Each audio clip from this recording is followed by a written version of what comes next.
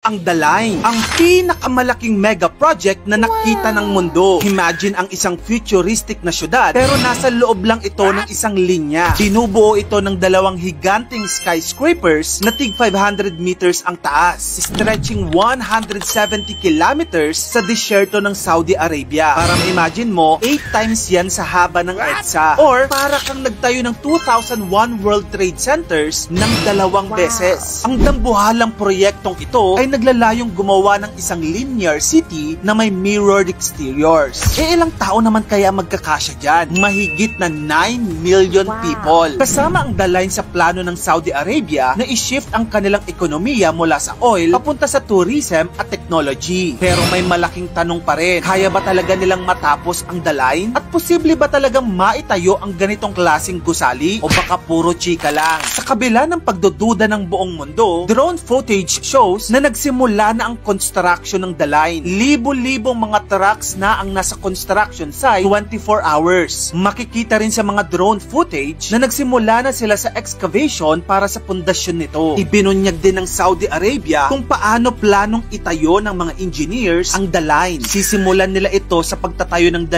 skyscraper walls. Salamin ang labas. Isipin mo parang 2 higanting salamin na nakatayo sa gitna ng disyerto. 170 kilometers ang haba. Parang mula Quezon City yan hanggang Pangasinan. Isang diretsong building lang. Sa loob nito ay mga parks, schools, malls, tren. Lahat nasa loob. Ang ambisyon nila, sa loob lamang ng 5 minutes, lahat ng kailangan mo, abot mo agad. Sabi ng engineers, magtatayo sila ng 40 skyscraper cores, 500 meters tall bawat isa. Iko-connecta gamit ang 2 million tons of steel at 2.1 million square meters ng mirrored glass. Sa loob ng The Line, magtatayo din sila ng 46,000-seater FIFA Stadium in the sky pa. Tapos sa loob, gagawa din sila ng marina o dambuhalang aquarium. Saan magagaling yung tubig? Well, bubuksan nila yung channel papasok sa Red Sea. Ang taray, di ba? Sobrang futuristic, halos alien vibes na. Pero bago tayo mabighani, narito ang latest chika. Hindi na 170 kilometers ang The Line. Pinaliit ito. Ayon sa Bloomberg, sa halip na itatayo ang The Line sa kahabaan ng disyerto, ngayon target nilang matapos ang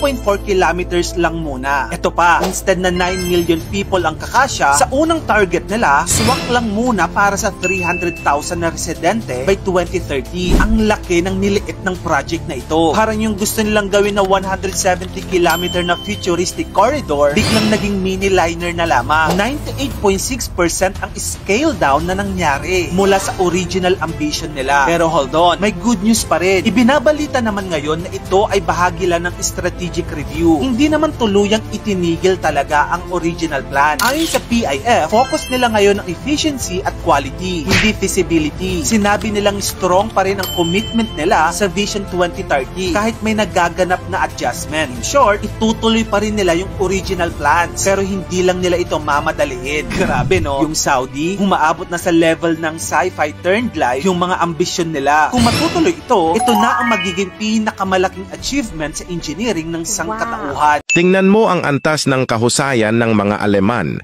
Kahit sa simpleng pagpapalit lang ng manhole cover, napakaayos at sistematiko. Ang buong proseso ay ginagawa ng makina, mabilis, malinis, at halos walang kailangang gawin ng tao. Sa Germany, anumang bagay na mas mabigat sa 30 kilo ay automatikong napupunta sa kategoryang hayaan ang makina ang gumawa dahil ayaw nilang masaktan o magkaroon ng back pain ng walang dahilan. Una, ang makina ay pinapalitan ng hook sa braso nito at gumuguhit ng perpektong bilog sa paligid ng manhole upang markahan ang eksaktong bahagi. Pagkatapos, inaangat nito ang mga blok ng konkreto sa paligid, parang napakadali lang, at maayos na inilalagay sa gilid na may milimetre na eksaktong sukat habang pinapanood lang ng operator at minsan ay bahagyang inaayos kung kinakailangan. Kapag malinis na ang paligid, maingat na inaalis ng mechanical na braso ang lumang takip at inilalagay sa isang tabi. Papasok lang ang manggagawa upang linisin ang mga gilid at pantayin ang lupa. Pagkatapos nito, kinukuha ng makina mula sa truck ang bagong takip at isininasalpak ito ng eksakto sa lugar. Walang pukpok, walang kalat at walang pagkakamali. Bilang pagtatapos, ginagamit ng makina ang mekanikal na pala upang linisin ang semento at pantayin ang lupa sa paligid. Lahat ng ito ay natatapos sa loob lamang ng ilang minuto. Mabilis, malinis at walang nasasaktan. Ito ang tunay na halimbawa ng German efficiency sa pinakamataas na antas. Alam mo ba? Mas gusto pa rin ng mga manggagawa ko ang paggamit ng pulang-pulang rivets kaysa sa bolts. Ang hot riveting ay isa pa rin sa pinakamapagkakatiwalaang paraan ng pagkakabit ng bakal na naimbento. Pinapainit ng mga manggagawa ang mga rivet hanggang maging nagliliwanag na pula, mga 1600 degrees Fahrenheit ang init. Habang malambot pa ang metal, iniipit ang isang dulo at pinupukpok naman ang kabila para mabuo ang ulo. Habang lumalamig at lumiliit ito, hinahatak nito ng mahigpit ang mga bakal na plato. Parang bakal na kamao ang kapit. Hindi tulad ng bolts na umaasa sa mga threads, ang hot riveting ay nakadepende sa paglawak at pag-urong ng init. Kaya nitong tiisin ang vibration, bigat at pagbabago ng temperatura nang hindi lumuluwag kahit makalipas ang mga dekada. Ang bolts nga naman ay mas mabilis ikabit, pero nakatuon lang sa isang punto ang puwersa. Madali itong lumuwag, kalawangin, at pwedeng madulas o mapilas kapag sobrang stress ang dinanas.